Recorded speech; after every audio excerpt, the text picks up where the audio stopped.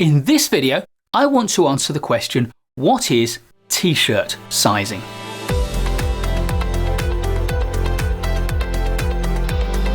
T-shirt sizing is a simple and popular way to estimate the relative sizes of different pieces of work, and it is widely used in the Agile software development community.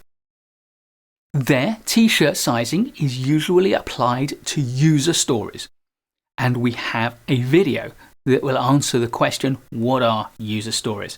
And also epics and story points. T-shirt sizing estimates are rough and ready.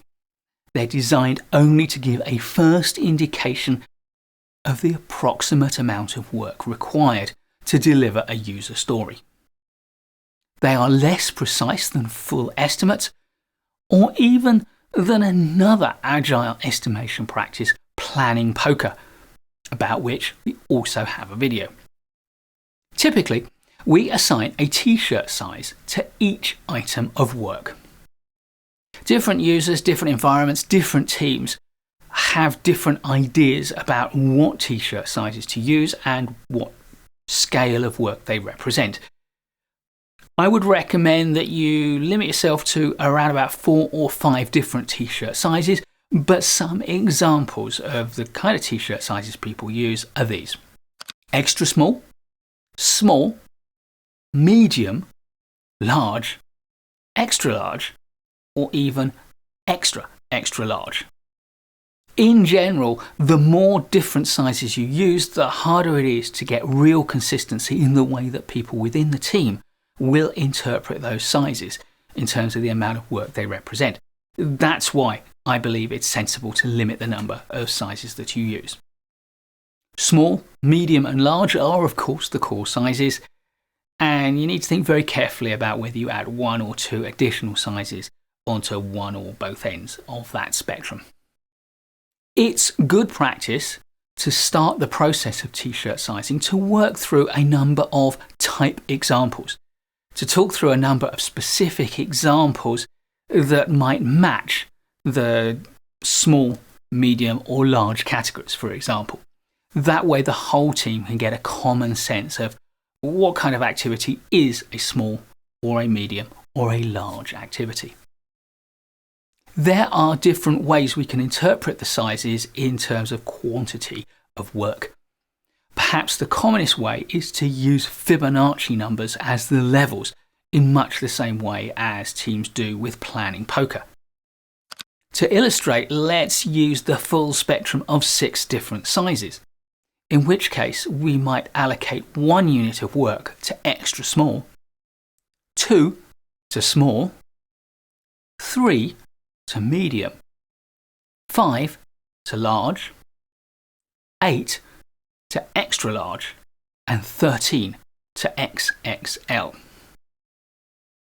An alternative might be to use an exponential scale: 1, 2, 4, 8, 16, 32, and 64.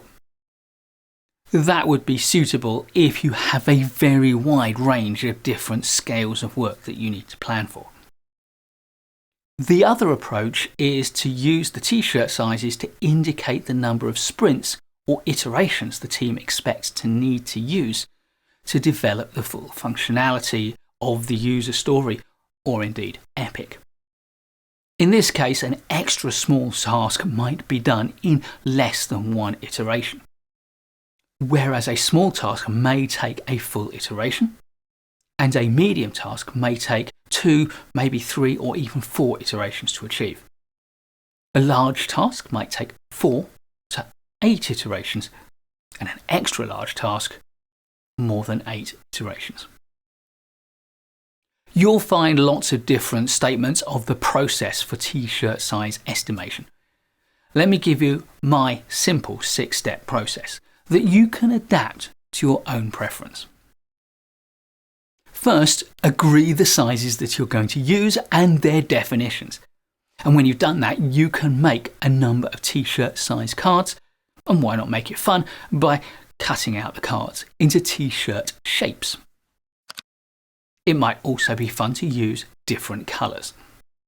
However, be aware that some people are colourblind, and therefore relying on colour alone to indicate the t-shirt size would be foolish.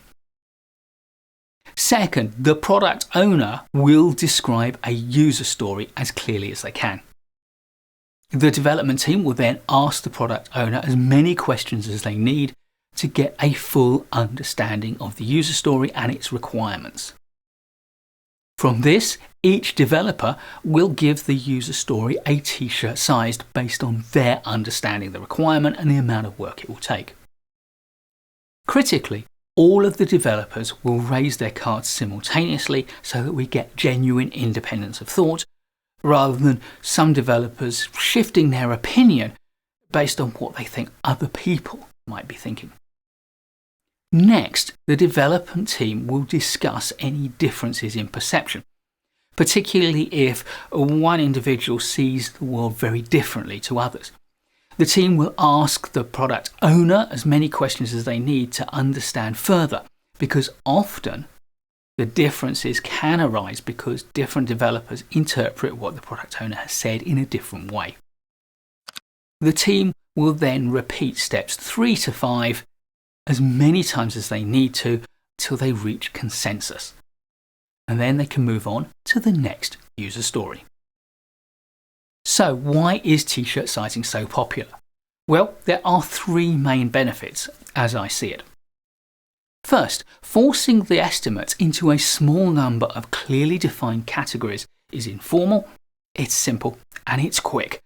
And it doesn't overburden the team with a level of precision which they might mistake for accuracy.